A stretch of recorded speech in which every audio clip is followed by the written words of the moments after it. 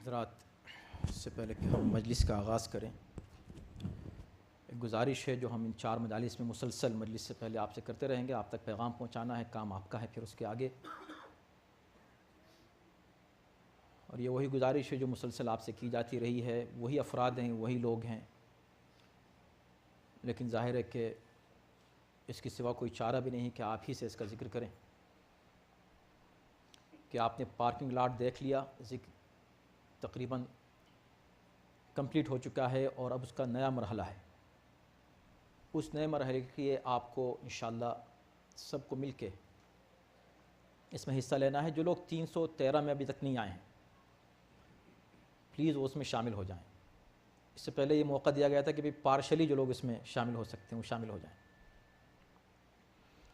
تو یہ اس کا خاص آپ خیال رکھیں، اس لیے کہ اب پلان یہ ہے، آپ کو بتا دیا جائے آج ہی، کہ جو لوگ بہرحال اس انتظام میں ہیں اور جن کے کاندھوں پر اس کی ذمہ داریاں ہیں، سب نے مل کے یہ طے کیا ہے کہ اب ہم لوگ فرداً یعنی لسٹ لے کے فرداً آپ کو اپروچ کریں گے۔ اس کے سوا کوئی چارہ رہ نہیں گیا ہے۔ وہ یہاں سے ممبر سے بار بار اعلان کرنے کا وہ اگر اثر نہیں ہو رہا ہے تو فرداً آپ سے کہیں گے۔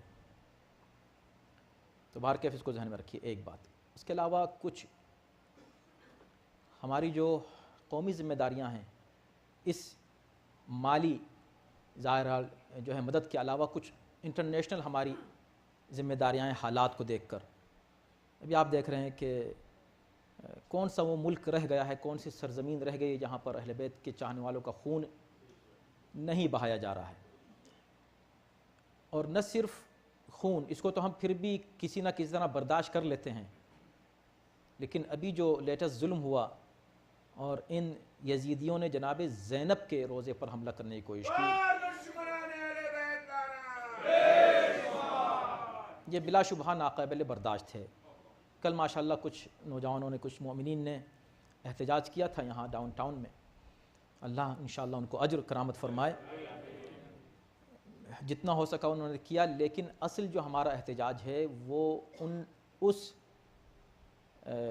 فتنے کی جو جڑ ہے اس گھر کے سامنے ہونا چاہیے، اور وہ ہے سعودی عرب۔ اس کی ایمبیسی کے سامنے ہر سال اسی تعلق سے ہم احتجاج کرتے ہیں، یہی ہے احتجاج۔ اس میں بھی آپ حضرات پلیز شرکت کیجئے، اپنے دوستوں و احباب کو بتائیے۔ اگر واشنگٹن ایریے میں، نیو جرسی، نیو یارک میں آپ کے کچھ احباب رہتے ہیں، سب کو کال کیجئے، سب سے تاکید کیجئے کہ یہ اگر اس موقع پہ ہم لوگ جمع نہ ہوئے تو پھر کب جمع ہوں گے، اور جا کر، چونکہ یہ جو کچھ ہو رہا ہے اس سب کا ذمہ دار یہی ایک وہابی فکر ہے اور یہ تکفیری آئیڈیالوجی ہے کہ جو نہ صرف قتل کرتے ہیں بلکہ یہ تباہ و برباد بھی کرتے ہیں علامتوں کو، شاعر اللہ کو، اللہ کی نشانیوں کو۔ انشاءاللہ بس ہم سب یہ دعا کریں کہ اللہ اس زمانے غیبت میں ہم سب کو اپنی ذمہ داریوں کی ادائیگی توفیق کرامت فرمائے انشاءاللہ۔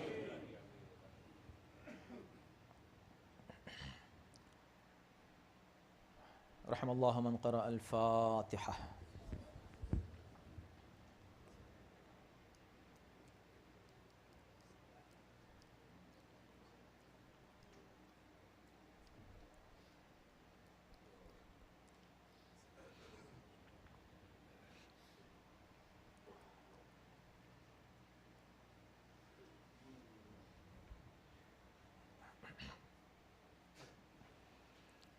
اعوذ باللہ السمیع العلیم من الشیطان اللعین الرجیم، بسم اللہ الرحمن الرحیم، الحمد للہ رب العالمین، والصلاة والسلام علی اشرف الانبیاء والمرسلین، خاتم النبیین رحمت للعالمین، سیدنا ونبينا وشفيع ذنوبنا وطبيب نفوسنا ومطهر قلوبنا مولانا أبي القاسم محمد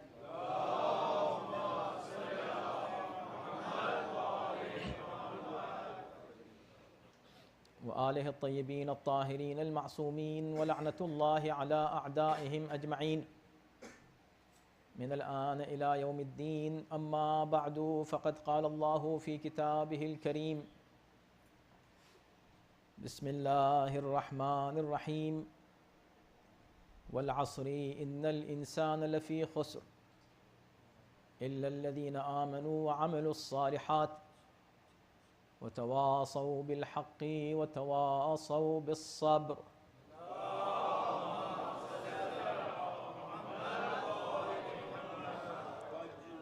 حضرات کافی لوگ پیچھے رہ گئے ہیں، آپ سے گزارش ہے جہاں جہاں آپ کو جگہ مل جائے تھوڑا سا آپ لوگ آگے آ جائیے. جو پہلی صف میں صحیح بیٹھے ہیں پھر آگے آپ لوگ تھوڑا سا جو آپ کو جگہ ملے تھوڑی سی آگے آ جائیے. آپ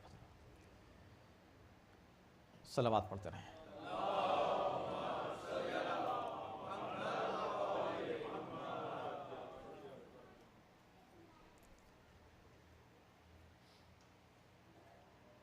اور ایک صلوات پڑھیے.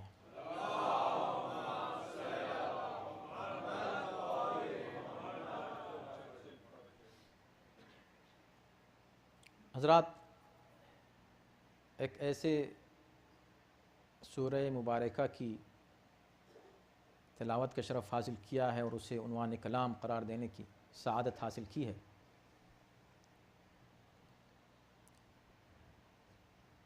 جس سے آپ سب اچھی طرح واقف ہیں، اور نہ صرف اس کی آپ تلاوت کرتے ہیں اور اس کے مفہوم سے واقف ہیں، بلکہ علماء سے آپ نے بہت کچھ اس سورہ مبارک کے ذیل میں یقیناً سماعت فرمایا ہوگا، اور بار بار اس کے حوالے آپ نے سماعت فرمائے ہوں گے، اس کا ریفرنس بار بار آتا ہے. اور کم از کم وہ لوگ جو خطبہ جمعہ سماعت فرماتے ہیں جہاں بھی ہیں، تو پہلا خطبہ خطیب تمام کرتا ہے اسی سورے پر، اور یہ کہہ کے تمام کرتا ہے کہ ان احسن الحدیث،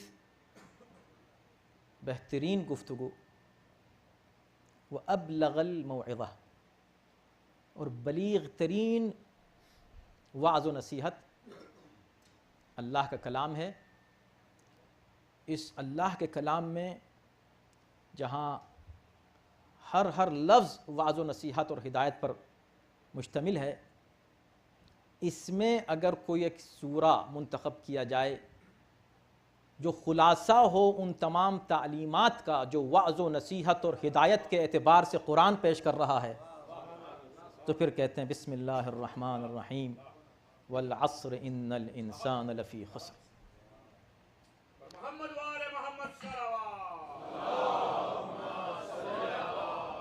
عجب کمال ہے قرآن کا، عجب کمال ہے میرے دوستو. بہت آج کیونکہ اعمال بھی تھے اور تاخیر ہو گئی ہے، بہت تفصیلی گفتگو نہیں ہوگی، لیکن آپ سماعت فرمائیں اور آپ یہ دیکھیں کہ قرآن کی بلاغت کتنی عجیب ہے. عموماً جب کوئی شخص، کوئی لیڈر یا کوئی اہم شخصیت یا کوئی خطیب یا کوئی واعظ کرنا چاہتا ہے، یا کوئی شخصیت یا کوئی بزنس مین اپنے پروڈکٹ کا تعارف کرانا چاہتا ہے، کسی بھی اعتبار سے جب گفتگو شروع ہوتی ہے تو پہلے ذکر یہ کیا جاتا ہے عموماً آڈینس کو اٹریکٹ کرنے کے لیے کہ بھی دیکھو ہم جو تمہارے سامنے پیش کر رہے ہیں بات، اس میں فائدہ ہے، اس میں فائدہ ہے، آپ لوگ سب فائدے میں ہیں، اس لیے کہ آپ لوگ سب آئی سی آئے ہیں نا، آپ سب فائدے میں ہیں، علاوہ اس کے جس نے غلط کوئی پارکنگ میں اپنی گاڑی کھڑی کی ہوئی ہے. لیکن پہلے ہم نے کہا آپ سب فائدے میں ہیں. اگر ہم شروع میں کہتے ہیں کہ میں قسم کھاتا ہوں آپ سب نقصان میں جو یہاں آئے تو کیا نتیجہ ہوگا؟ اللہ کا انداز بھی عجیب ہے. اس نے پہلے کہہ دیا والعصر ان الانسان لفی خسر، سارے انسان گھاٹے میں ہیں. اگر یہ کہہ کے رک جائے قرآن، اگر یہ کہہ کے رک جائے قرآن تو بالکل صحیح ہے، رک سکتا ہے وہاں، اس لیے کہ واقعی انسان گھاٹے میں ہے۔ کس چیز میں انسان نفع میں، کس اعتبار سے؟ دنیاوی لحاظ سے آپ لے لیجئے، اخروی لحاظ سے لے لیجئے، کسی بھی اعتبار سے آپ یہ دیکھیے کہ جو انسان یہ سوچ رہا ہے کہ میں فائدے میں ہوں، وہ بھی اصل میں نقصان میں ہے۔ مگر قرآن شروع کرتا ہے بات اس بات سے کہ نہیں دیکھو تم لوگ سب نقصان میں ہو، پھر ایکسیپشن ہے، یہ نہیں کہ تم سب فائدے میں ہو اور پھر ایکسیپشن ہے ان کا جو نقصان میں ہے، نہیں۔ اس کا مطلب کیا ہوا؟ اگر اکثریت فائدے میں ہوتی تو بات فائدے سے شروع ہوتی، ایکسیپشن ان کا ہوتا جو نقصان میں ہے، لیکن بات ہو رہی ہے کہ سب نقصان میں ہے، اس کا مطلب اکثریت اس سورے کے بعد بھی نقصان ہی میں رہے گی، اقلیت ہوگی کہ جس کا ایکسیپشن ہو رہا ہے۔ اچھا ایسا کیوں ہے؟ دیکھیں قرآن عزیزان محترم، اگر آپ قرآن کو صرف ایک رخ سے پڑھیں تو بات سمجھ میں نہیں آئے گی۔ قرآن ہمگیر مفہوم رکھتا ہے، ہر اعتبار سے بڑا کمپریہنسو ہے، اور آپ قرآن کی ہر آیت کو نہ صرف مذہبی بنیاد پر بلکہ عقلی اور لوجیکل بنیادوں پر ثابت کر سکتے ہیں۔ ہر انسان گھاٹے میں ہے، کیوں کہا اللہ نے؟ اس لیے کہا، اس سے پہلے کہ ہر انسان گھاٹے میں ہے، پہلی تو بات یہ ہے کہ یہ بات دماغ میں ڈالنے کے لیے ہر انسان کے کہ واقعی ہر انسان گھاٹے میں ہے، قسم کھائی۔ قسم کون کھاتا ہے؟ قسم کیوں کھائی جاتی ہے؟ اگر میں ایک بات کہوں، میں ایک بات کہہ رہا ہوں آپ سے، کہہ ہی رہا ہوں سمپل، تو آپ نے کہا ٹھیک ہے مولانا کہہ رہے ہیں فائن۔ اگر میں قسم کھاؤں تو جس مجمع میں میں قسم کھاؤں آپ فوراً سمجھ جائیں گے کہ اس مجمع میں کچھ ایسے لوگ ہیں جو ان پہ یقین نہیں کرتے۔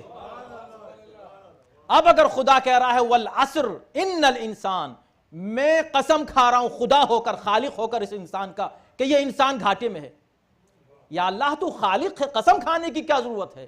کہا اس لیے کہ یہ انسان جو گھاٹے میں ہے نا، جو خود گھاٹے میں ہے، یہ نادان یہ سمجھے گا کہ فائدے میں ہے، میں اس کو قسم کھا کے بتا دوں نہیں تو نقصان میں، ان الانسان لفی خسر۔ مگر یا اللہ کیسے؟ یہ تو بات ہو گئی چلیں ایمان کی بنیاد پر، لوجیکل بنیاد کے اوپر کیسے ہم کیسے کہ اللہ جو کہہ رہا ہے کہ ہر انسان گھاٹے میں، کیسے ہو سکتا ہے؟ اس کو بھی خدا نے، دیکھیں بلاغت قرآن کی، اس میں تب لطف جب آتا ہے جب آپ قرآن کے ہر لفظ کو کنیکٹ کریں ایک دوسرے سے، تب ہے مزہ۔ والعصر، عصر کی قسم، اور بھی قسمیں اللہ نے کھائی ہیں، والشمس وضحاها والقمر، وہاں تو 15 قسمیں ہیں اور اس کے بعد پھر جا کر ایک بات کہی ہے، قسمیں ہی قسمیں ہیں۔ تو اللہ نے نہ جانے کتنی قسمیں کھائی ہیں، چاند کی، سورج کی، ستاروں کی، سیاروں کی، دن کی، رات کی، روشنی کی، ہے کہ نہیں؟ ان چیزوں کی اللہ نے قسم کھائی۔ یہاں اللہ کیا کہہ رہا ہے؟ والعصر، وقت کی قسم، وقت کی قسم، یہ ہے لوجیکل کنیکشن ان دو لفظوں کا۔ وقت کی قسم، ٹائم کی قسم، ہر انسان گھاٹے میں، ٹائم کی قسم، ہر انسان گھاٹے میں۔ اب انسان اگر یہ دیکھے کہ اللہ نے ٹائم کی قسم کیوں کھائی، کہا اس لیے کہ انسان تو ہے کیا علاوہ ٹائم کے؟ کیا بات! اس کی تشریح میرے مولا امام حسین علیہ السلام نے کتنی بہتر طریقے سے فرمائی، اور کئی بار میں اس حدیث کو پڑھ چکا ہوں اپنے مولا کی، اس لیے کہ وقت کی اہمیت امام حسین سے بڑھ کر کون بتائے گا؟ زندگی کی قیمت میرے مولا سے بڑھ کر کون بتانے والا ہے کائنات میں کہ زندگی کہتے کس کو اور موت کس کو کہتے ہیں؟ بہت سے لوگ نہ جانے کتنے اقوال ہیں، کتنے فلسفے ہیں اس کے اوپر کہ بھئی زندگی کس کو کہتے ہیں، عجب عجب ڈیفینیشنز بیان کی گئی ہیں، زندگی کی بھی، موت کی بھی، ٹائم کی بھی، اس کی قیمت کی بھی۔ ٹائم از منی، یہ سب سے بڑا جملہ ہے ابھی تک جو آیا ہے سامنے۔ ٹائم از منی، ٹائم کو پھینکو نہیں گاربیج میں، جیسے تم منی پھینک سکتے ہو گاربیج میں، پیسہ نہیں پھینکتے تو ٹائم کیوں پھینکتے ہو؟ اس بات کو سمجھانے کے لیے بہت اچھی مثال ہے، لیکن آنے محترم یہ مثال مکمل نہیں ہے. کیوں؟ اس لیے کہ کہاں ٹائم اور کہاں پیسہ. کیوں؟ اس لیے کہ پیسہ اگر خرچ ہو گیا تو آ بھی سکتا ہے، کسی کو دے دیا تو واپس بھی لے سکتے ہیں، انویسٹ کر دیا تو زیادہ پلٹا کر دے بھی سکتا ہے، ٹائم چلا گیا تو واپس آ نہیں سکتا. تو ان دونوں کو کمپیئر کیسے کر سکتے ہیں آپ؟ اب اس کا جو فلسفہ بتایا میرے مولا نے بتایا، اور وہی والعصر کا مفہوم ہے. فرمایا کہ دیکھو یا ابن آدم انما انت ایام، اے بنی آدم تم کچھ نہیں ہو، تم صرف دنوں کا مجموعہ ہو. یہ جتنے لوگ بیٹھے ہیں، آپ میں، یہ سب کون لوگ ہیں؟ یہ سب کچھ دن ہیں جو بیٹھے ہوئے ہیں. کیا بات کہی مولا، توجہ کیجئے گا، عجب ڈیفینیشن ہے. بھئی تم جو بیٹھے ہو نا، یہ تم کچھ دن ہو جو بیٹھے ہو یہاں. یہ کیا مطلب؟ یعنی time is your time. Time is your time. آپ کیا ہیں؟ کچھ دن ہیں. نہیں بات سمجھ میں آئی؟ تو مولا خود سمجھا رہے ہیں. کلما مضى یوم، جب بھی کوئی دن گزرتا ہے، مضى بعضک، تمہارا ایک حصہ گزر گیا. Part of you passed away، part of you, تمہارا ایک حصہ، تمہارا ایک جز. انا انزلناہ فی لیلۃ القدر وما ادراک ما لیلۃ القدر، لیلۃ القدر خیر من الف شہر. ابھی اسی خطبے میں، جمعے کے خطبے میں نے عرض کیا تھا کہ یہ جو آیت ہے خیر من الف شہر، لیلۃ القدر، ایک یہ بھی ٹائم ہے نا، لیلۃ القدر 1000 مہینوں سے جو افضل ہے.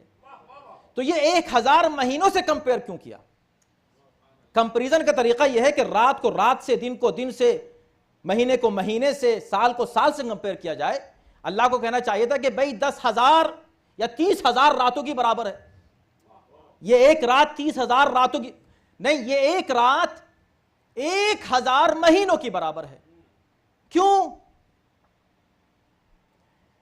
اس کا ریزن یہ ہے کہ یہ جو رات ہے، یہ ایک رات پوری انسانی زندگی کی برابر ہے. ابو ایوریج جو لائف ہے، ہیومن لائف، ابو ایوریج کتنی ہے؟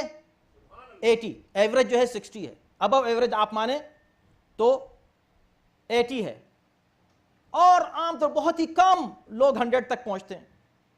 اسی دن میں عرض کر رہا تھا کہ ابھی جس کا انتقال ہوا ہے، انہوں نے کہا کہ 117 یہ ہسٹری کا سب سے اولڈ مین گزرا ہے ابھی تک.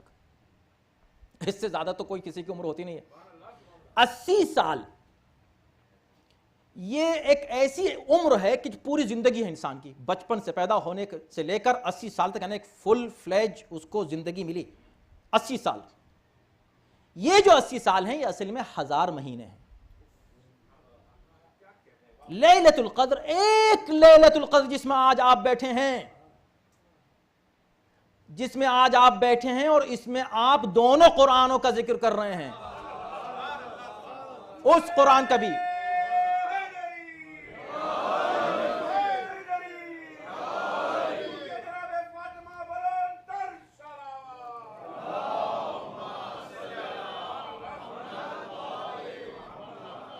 تو یہ ایک لائف ہے، پوری لائف ہے. 8 ایئرس، اوریجنلی 83.3 ایئرس ہوتے ہیں 1000 منتھس. تو پہلا پیغام یہ دیا کہ دیکھو والعصر ان الانسان لفی خسر، ہر انسان گھاٹے میں ہے. اس لیے کہ ٹائم از یو، تم ٹائم ہو. اگر تم کو 80 سال ہم دے بھی دیں تو تم اس کو کہاں گزار رہے ہو؟ آؤ ہم تم کو بتائیں کہ تم اپنا ٹائم کیسے انویسٹ کرو، تم اپنی زندگی کو کہاں صرف کرو. جب تم صرف کرو گے تو تم کو کیا ملے گا؟ ایک رات میں ہم تم کو پوری زندگی کے تمام منافع بخش سکتے ہیں. ایک رات میں پوری زندگی کے منافع تم کو ہم دے رہے ہیں، ایک لیلۃ القدر. مگر کیوں؟ کب ایسا ہوگا؟ الا الذین آمنوا وعملوا الصالحات. شرط یہ کہ ایمان اور عمل صالح دونوں ساتھ ساتھ چلیں تو تمہاری ایک رات 80 سالوں سے بہتر ہو سکتی. خیرون ہے نا، برابر نہیں، خیرون من الف شہر. توجہ کی جگہ برابر نہیں ہے، خیرون من الف شہر ہے. تو یہ تو میں نے آپ کو ایک پہلو دیا ہے. تفسیر کے بہت سے پہلو ہوتے ہیں، مختلف پہلو ہوتے ہیں تفاسیر کے. ایک تفسیر کا پہلو اور سن لیجئے کہ جب کسی نے آ کر مولا سے دریافت کیا امام وقت سے کہ مولا یہ بتائیے یہ خیرون من الف شہر کیوں کہا؟ یہ 1000 سال ہی کیوں؟ 500 کیوں نہیں اور 2000 کیوں نہیں؟ یہ 1000 کے کیا سگنیفیکنس ہیں؟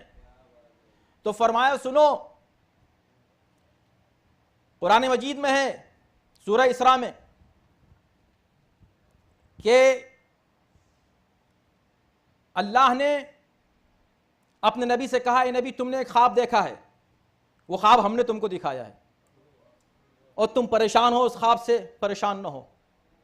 خواب کیا تھا؟ خواب یہ دیکھا تھا کہ میرے منبر کے اوپر بنی امیہ کے کچھ بندر اچھل رہے ہیں اور کود رہے ہیں. وہ سلسلہ آج تک جاری ہے.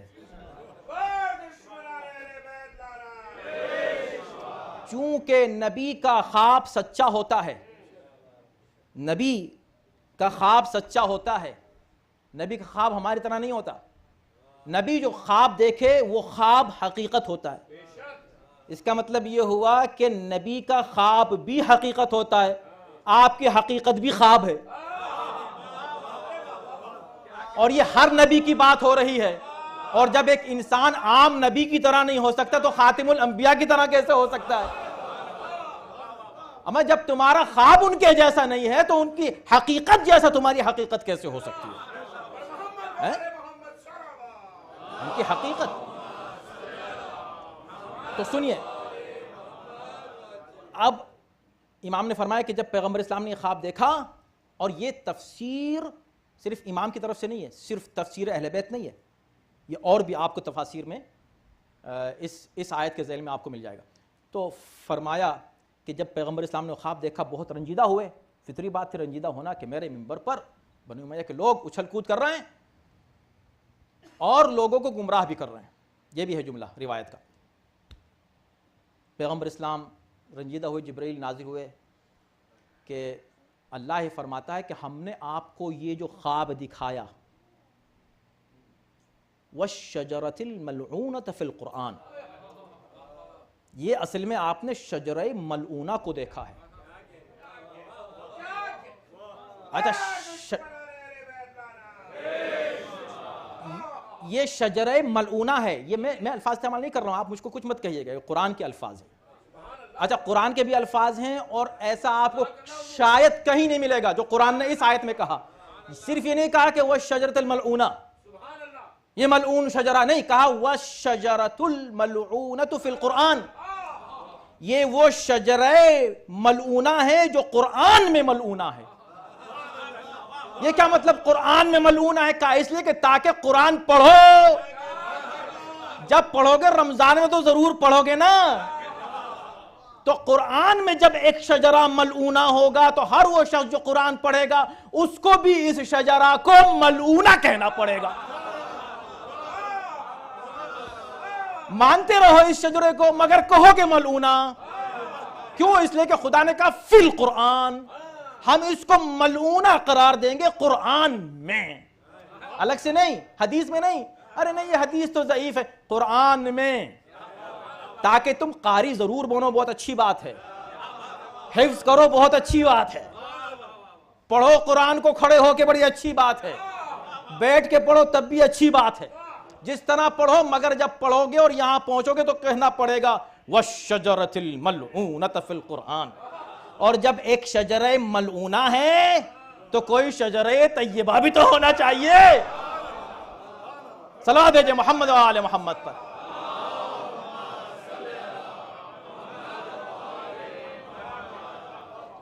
دیکھیں ہماری گفتگو فوکس رہے تاکہ ہم ادھر ادھر نہ جائیں. اور اب امام نے فرمایا کہ سنو، اس وقت اللہ نے اپنے نبی کو تسلی دینے کے لیے یہ سورہ نازل کیا. اس وقت نازل کیا، کہا میرے حبیب گھبراؤ نہیں، کوئی بات نہیں، تم نے دیکھنا ان کو، انا انزلناہ فی لیلۃ القدر، ہم نے قرآن کو لیلۃ القدر میں نازل کیا. لیلۃ القدر وما ادراک ما لیلۃ القدر، لیلۃ القدر خیر من الف شہر. یہ لیلۃ القدر جو ہے نا، یہ 1000 مہینوں سے بہتر ہے. اب مفسرین نے اس کو اس لیے پیش کیا کہ قرآن کے معجزات میں سے ایک معجزہ یہ ہے کہ وہ اس کی پروفیسیز بعد میں صحیح ثابت ہوئی، جو بھی پیشن گوئیاں ہوئی ہیں قرآن نے. اس وقت کہا کہ کوئی بات نہیں، آپ نے خواب دیکھا، گھبرائیں نہیں، لیلۃ القدر 1000 مہینے سے بہتر. کیا مطلب؟ کہ اب جو لوگوں نے حساب لگایا تو پتا چلا کہ بنی امیہ کی حکومت کے جتنے سال تھے وہ 1000 مہینے سے آگے نہیں تھے. یعنی خدا نے اس وقت اپنے نبی سے کہہ دیا تم نے جو دیکھا ہے نا یہ 1000 سال تک رہے گا، اس سے زیادہ نہیں، 1000 مہینے تک رہے گا. 1000 سال شاید آج کو گن رہے ہیں ہم، کچھ تھوڑے گرے پڑے ادھر ادھر کے لوگ ابھی بھی سوار ہو جاتے ہیں اس طرح کے ممبروں کے اوپر مقدس مگر حکومت نہیں ہے. حکومت کے ساتھ ممبروں پر جا کر 70 سال تک شجرہ طیبہ کی شان میں گستاخی کرنے والے، ان کی فکر مت کرو، 1000 مہینے تک رہیں گے. اب لوگوں نے گنا تو 1000 مہینے ہیں. اے نبی، ہم نے تم کو ایک رات ایسی دے دی ہے جو ان کے 1000 مہینوں سے بہتر ہے. یہ 2 تفسیریں کر دیں، ایک اور تفسیر کر دوں. ایک اور رخ ہے اس کا، اس تفسیر کا جو اہل بیت سے ہم کو ملی ہے. کہا یہ کمپیریزن اسی وقت صحیح ہو سکتا ہے کہ جب پیغمبر نے شجرہ ملعونہ کو دیکھا. شجرہ ملعونہ پورا خاندان کا خاندان، ملعون خاندان، اور وہ قبضہ کیے ہوئے ممبروں پر. تو جب ہی ہو سکتا ہے جب خاندان کے مقابلے پر نبی کو کوئی ایسی شے دی جائے جو اس پورے خاندان کا مقابلہ کر سکے. تو اب یہ لیلۃ القدر کیا ہے؟ اب پتہ چلا لیلۃ القدر کسے کہتے ہیں. انا انزلناہ فی لیلۃ القدر. ارے اسی لیے اس لیلۃ القدر کی آغوش میں ایک نہیں 2 قرآن ناطق پروان چڑھتے رہے، اور اسی کو فاطمۃ الزہرا سلام اللہ علیہا کہا جاتا ہے.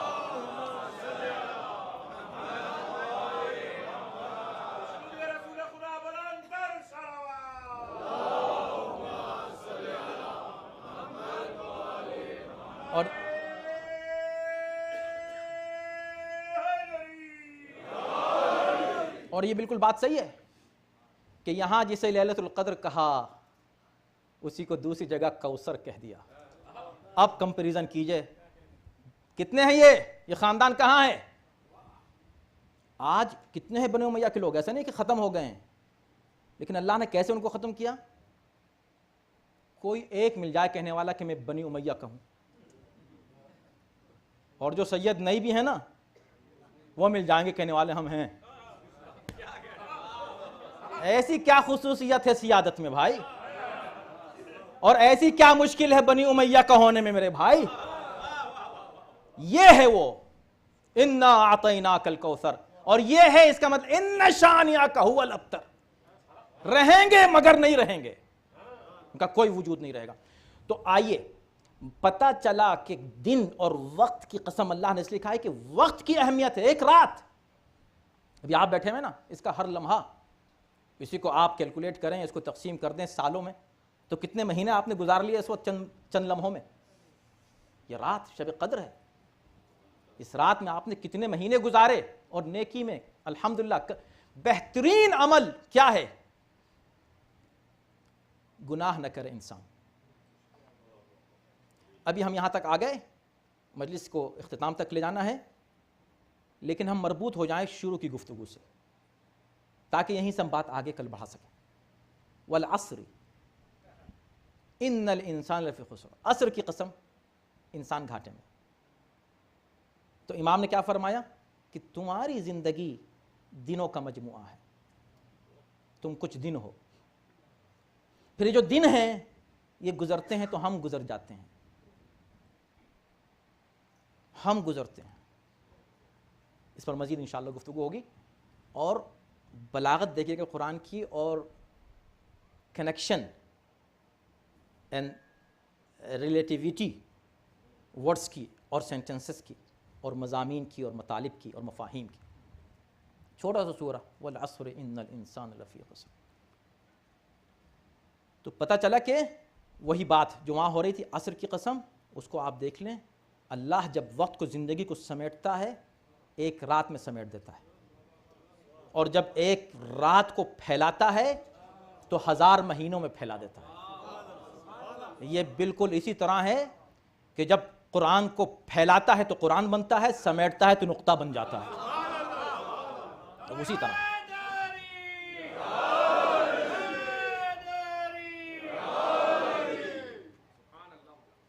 یہ وقت ہے، وقت کی اہمیت ہے. اس وقت کی اہمیت کو سمجھیں. اور پھر بات آتی ہے، ہم پھر وہیں آتے ہیں تاکہ گفتگو اختتام کو پہنچے کہ اس وقت میں جو آپ گزار رہے ہیں کتنا اہم وقت آپ نے گزارا. بہترین انویسٹمنٹ تھا یہ ٹائم کا. کتنے خوش نصیب ہیں، اللہ کی طرف سے بڑی نعمت اور رحمت ہے آپ کے لیے. اس لیے کہ کم سے کم جو چیز آپ نے کی نا اس وقت، جو کم سے کم چیز کی، میں اس وقت مجلس کی بات نہیں کر رہا، میں اس وقت اعمال کی بات نہیں کر رہا، آپ کے کچھ نہ کرنے کی بات کر رہا ہوں. آپ نے اگر کچھ بھی نہیں کیا نا، صرف بیٹھے رہے، تو وہ کیا تھا کہ جب پیغمبر اسلام صلی اللہ علیہ وسلم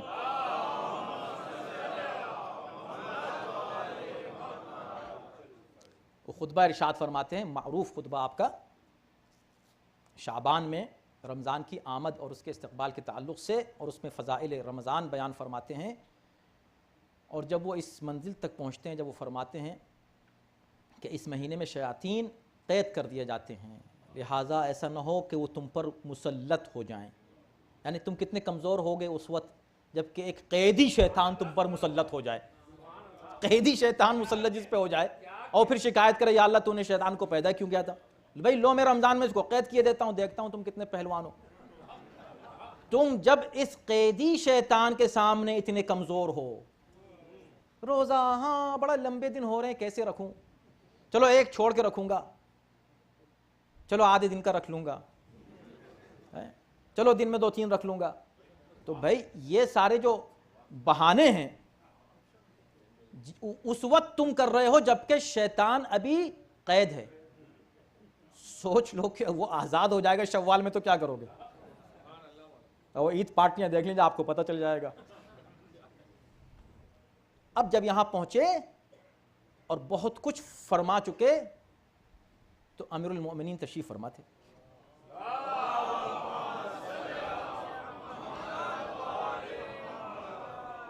انہوں نے ایک سوال کیا، اور ہمیشہ اس طرح کے سوال میرے مولا اس لیے کرتے تھے کہ تاکہ جب جواب ملے سب لوگ سن لیں. اس لیے کہ سوال بھی ہر ایک نہیں کر پاتا، سمجھے نا، سوال کے لیے بھی علم کی ضرورت ہوتی ہے. اب وہاں بیچارے جس طرح کے لوگ بیٹھے ہوئے تھے وہ تو صرف خالی سن کے خاموش ہو کے چلے جاتے. تو کہا چلو میں کوئی ایک سوال کر لوں تاکہ سب کو اس کا جواب مل جائے. اس کا یہ مطلب نہیں کہ مولا کو نعوذ باللہ علم نہیں تھا، معلوم تھا، مگر اصول یہی ہوتا ہے ہمیشہ. یہ بالکل ایسے ہی ہے کہ جیسے کبھی فرشتے اللہ سے سوال کر رہے ہیں، کبھی انبیاء اللہ سے سوال کر رہے ہیں، سمجھے.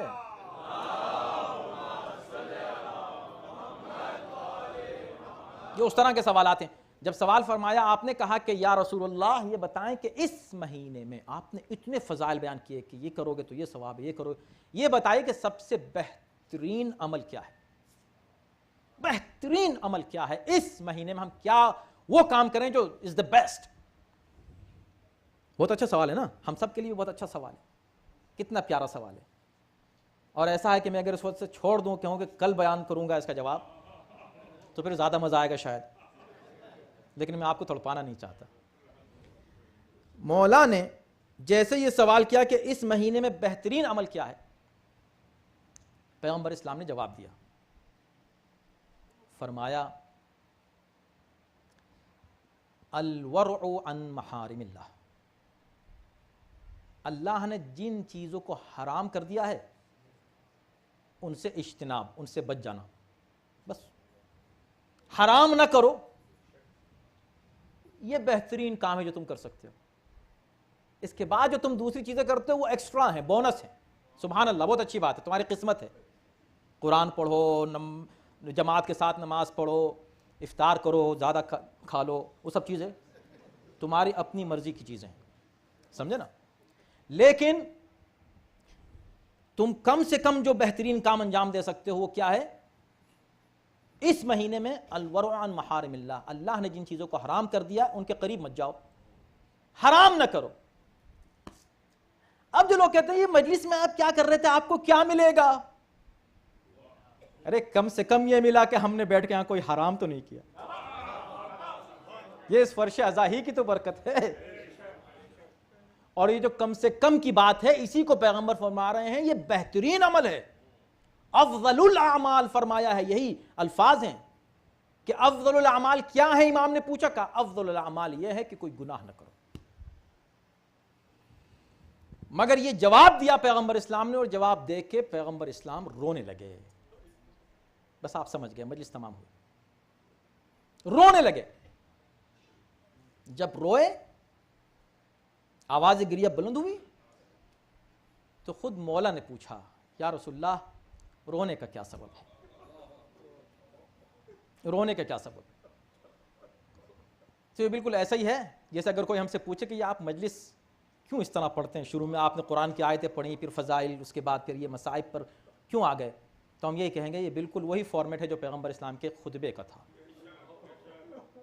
ہم کیا کریں کہ واقعے سے پہلے نبی رو رہے ہیں، ہم تو واقعے کے بعد رو رہے ہیں، ہم پہ اعتراض نہ کرو، نبی کے دل سے پوچھو کہ جب پیغمبر اسلام نے علی کے اس سوال کے جواب میں فرمایا یا علی میں دیکھ رہا ہوں کہ اشقى الاولین والآخرین تمہارے سر پر ایک ضرب لگاتا ہے اور تمہارا سر زخمی ہوتا ہے اور خون بہتا ہے اور تمہاری ریش مبارک کو تر کر دیتا ہے، تمہارا چہرہ خون سے بھر جاتا ہے۔ پھر پوچھا کہ کیف صبرک اذن، اے علی اس وقت تم کس طرح صبر کرو گے؟ جب ایسا ہوگا تم کیسے صبر کرو گے؟ اب یہ علی ہیں، امیر المؤمنین ہے نا، مؤمنین کے امیر ہیں، ہم کو کچھ درس دینا چاہتے ہیں۔ کتنا بڑا درس ہے میرے دوستو، اگر ہم کچھ نہیں لے کے اٹھے آج اور صرف یہ لے کے اٹھے تو یہی سورہ عصر کی اصل تفسیر ہے جو میرے مولا پیش کر رہے ہیں۔ توجہ کیجئے گا، امام نے فرمایا یا رسول اللہ یہ بتائیے، پیغمبر نے پوچھا تم کیسے صبر کرو گے؟ پوچھا افی سلامت من دینی، کیا اس وقت میرا دین، میرا مذہب، میرا ایمان محفوظ رہے گا؟ یہ کوئی سوال کرنے کی بات ہے اس کو کہ جو خود کل ایمان ہے؟ مگر یہ ہمیں پیغام دینا ہے، میرے چاہنے والوں، رمضان میں جب میرے لیے رونے آنا تو میرے اس پیغام کو یاد رکھنا۔ پوچھا یا رسول اللہ کیا میرا ایمان محفوظ ہوگا؟ کہ یا علی کیسے نہیں ہوگا، بلا شبہ تم تو کل ایمان ہو۔ تو مسکرا کے فرماتے ہیں یا رسول اللہ اگر ایسا ہے تو پھر یہ صبر کا موقع تو نہیں ہے، یہ تو شکر کا موقع ہے۔ خدا کی قسم تلوار کھا کے صرف اس گھرانے کے لوگ مسکراتے ہیں، صرف یہ گھرانہ ہے جہاں پر سجدہ شکر کیا جاتا ہے، خیمے جل رہے ہیں اور سید سجاد شکر کے سجدے میں پڑے ہیں، تیر لگتا ہے اور جو شکرن للہ نہیں کہہ پاتا، جو سجدہ نہیں کر پاتا وہ مسکرا دیتا ہے۔ یہ صرف اس گھر میں ہوتا ہے، اور صرف اس گھر میں ہوتا ہے کہ آواز آتی ہے فزت ورب الکعبہ، ہاں عزادارو آج وہ رات آ گئی، رمضان گزرا، آج 18 رمضان تھی۔ روزے کے دن کیسے ہوتے ہیں آپ کو اندازہ ہے، روزے دار کی کیفیت کیا ہوتی ہے آپ کو پتا ہے۔ روزے دار، آج ایک روزے دار، آج 18 جو تاریخ گزری ہے اس کی بات کر رہا ہوں، ایک عظیم کائنات کا روزے دار جس سے کائنات نے روزہ سیکھا، نماز سیکھی، جس کا نام ہی ایمان ہے، جس کی محبت ہی ایمان اور اسلام ہے، وہ امیر المؤمنین روزانہ کسی ایک گھر میں جاتے ہیں اپنے اولاد میں افطار کرنے کے لیے۔ آج ام کلثوم کا گھر ہے، چھوٹی بیٹی نے دعوت دی ہے۔ بیٹی کا باپ سے عجیب رشتہ ہوتا ہے، اور وہ بھی چھوٹی بیٹی۔ یہ پیار کے رشتے عجیب رشتے ہیں۔ چھوٹی بیٹی نے دعوت دی ہے بابا کو، بابا آج ہمارے یہاں آپ افطار کیجئے گا۔ علی آتے ہیں، افطار کا وقت ہوا،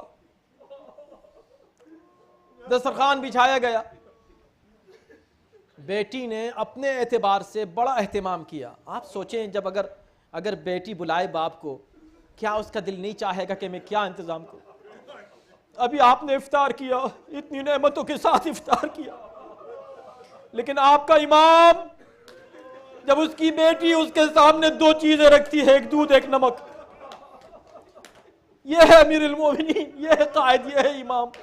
کہتا ہے بیٹی کیا تم نے کبھی اپنے بابا کو دو چیزیں کھاتے ہوئے دیکھا ہے دسترخوان پر؟ کہا بابا میری خواہش تھی کہ میں دو چیزیں رکھ دوں، آپ روزے سے ہیں، روزے افطار کے لیے میں نے دو چیزیں رکھ دیں۔ امام نے کہا نہیں بیٹی ایک چیز اٹھا لو۔ بیٹی تھی، اس نے کہا میں نے ہمیشہ بابا کو دیکھا ہے نمک سے افطار کرتے ہوئے روٹی کے ساتھ، چلو آج اچھا موقع میرے گھر پہ ہیں، دودھ رہنے دوں اور یہ نمک اٹھا لیتی ہوں۔ جیسے نمک کی طرف ہاتھ بڑھایا، اشارہ کر نہیں بیٹی یہ نہ اٹھاؤ، وہ دودھ اٹھا لو، وہ دودھ اٹھا لو۔ نہ جانے اس مدینے میں کتنے ایسے لوگ رہتے ہوں گے جن کو افطار میں یہ دودھ نہیں ملا ہوگا۔ تمہارا امام وہ چیز نہیں کھا سکتا، نہیں پی سکتا جو سب کو نہ مل جائے۔ بیٹی نے دودھ اٹھا لیا۔ ایک جملہ کہہ دوں، حساس مجمع ہے، علی کا چاہنے والا مجمع ہے۔ اٹھا لیا، یہ 19 تاریخ تھی، 19 کی شب تھی، 19 کی شب تھی، دودھ کو اٹھا لیا۔ کیوں؟ کہا نہ جانے کتنے یتیم ہوں گے جن کو دودھ نہیں ملا ہوگا، مگر 21 کی صبح نہ جانے کتنے یتیم بچے اپنے ہاتھوں میں دودھ لیے چلے آ رہے ہیں علی کے لیے۔ کیوں؟ اس لیے کہ معلوم یہ ہوا ہے کہ طبیب نے علی کو دودھ بتایا ہے پینے کو۔ ہاں عزادارو، آپ کی آوازیں بلند ہوئی، مگر یہ عجیب رات ہے۔ علی نے افطار کیا اور رات بھی بیٹی کے گھر میں گزاری۔ یہ رات گزری ہے کس طرح؟ جناب ام کلثوم فرماتی ہیں کہ میں نے دیکھا ہمیشہ کی طرح کوئی نئی بات نہیں تھی کہ بابا پوری رات عبادت میں گزار رہے ہیں، نمازیں پڑھتے ہیں، لیکن ایک چیز نئی میں نے دیکھی جو اس سے پہلے نہیں دیکھی تھی، وہ یہ کہ تڑپ تڑپ کے بار بار صحن خانہ میں آتے ہیں، آسمان کی طرف دیکھتے ہیں اور لرزتے ہوئے پھر واپس چلے جاتے ہیں نماز ادا کرنے کے لیے، پھر نماز پڑھتے پھر آتے ہیں۔ میں نے پوچھا بابا یہ کیا بات ہے؟ کہا بیٹی تمہارا بابا احکم الحاکمین کی بارگاہ میں حاضری کی تیاری کر رہا ہے، سحر کا وقت قریب آتا جا رہا ہے، اور جیسے ہی سحر کا وقت بالکل قریب آیا، اب علی مسجد کی طرف نکلے، نماز فجر مسجد میں ادا کرنی ہے۔ ظاہر سے بات ہے یہ امیر المؤمنین ہیں، فجر سے پہلے پہنچتے ہیں نا مسجد میں۔ پہنچ گئے، کیا دیکھا کہ ایک شخص ہے جو مسجد میں الٹا سو رہا ہے۔ سمجھ گئے، آگے بڑھے، اٹھایا اس کو، کہا اٹھ جا نماز پڑھ لے، اور مجھے معلوم ہے تو کس ارادے سے آیا ہے، اٹھ جا۔ اٹھا دیا اس کو، آئے علی نے اذان کہی، بس 2 جملے کہوں گا اور آج کی زحمت آپ کی تمام۔ مصائب ہیں علی کے، اللہ اکبر۔ علی نے کھڑے ہو کر، امام وقت نے اذان کہی، پورے کوفے میں علی کی آواز اذان گونجنے لگی، سب نے سنی یہ آواز سب نے سنی، اور سب سے شوق سے زینب ام کلثوم سنتی تھی اس آوازوں کو، مگر ان میں سے کسی کو یہ اندازہ نہیں تھا کہ یہ آخری آواز اذان ہے علی کی۔ علی کی آواز بلند ہوئی، بیویوں نے سنی، نماز ادا کر لی گھر میں، مگر تھوڑی دیر کے بعد اب ایک اور آواز آئی۔ اب آواز اذان کی آواز نہ تھی، جبرائیل کی آواز تھی، تحتمت واللہ ارکان الہدا۔ ارے کتنے اطمینان سے بیٹھے ہو کوفے والو، ابن ملجم نے ہی کو قتل کر دیا، تلوار سر اقدس پر پڑی، الا قد قتل امیر المؤمنین۔ ارے زینب بے چین ہوئی، میں کہوں گا شہزادی ابھی آپ کو ایک اور آواز سننی ہے، الا قد قتل الحسین بکربلا۔ یہ زینب ہے جو اس آواز کو سن بے چین ہوئی، وعلیہ۔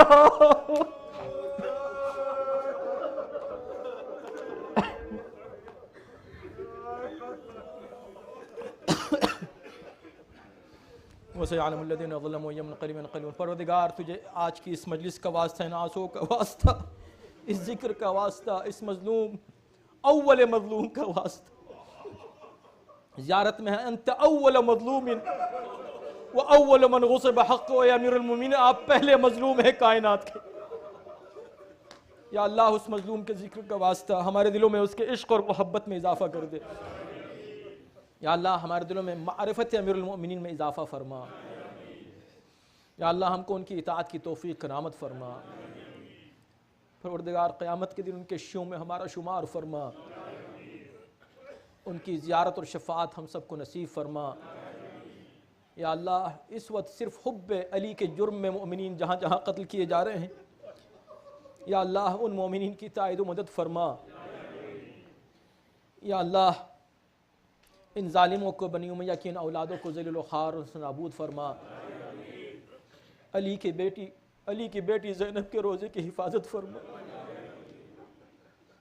یا اللہ ہم سب کو توفیق دے کہ ہم جنت البقیع کی تعمیر میں حصہ لے سکیں۔ یا اللہ جہاں جہاں مؤمنین ہیں آج کی اس مجلس میں،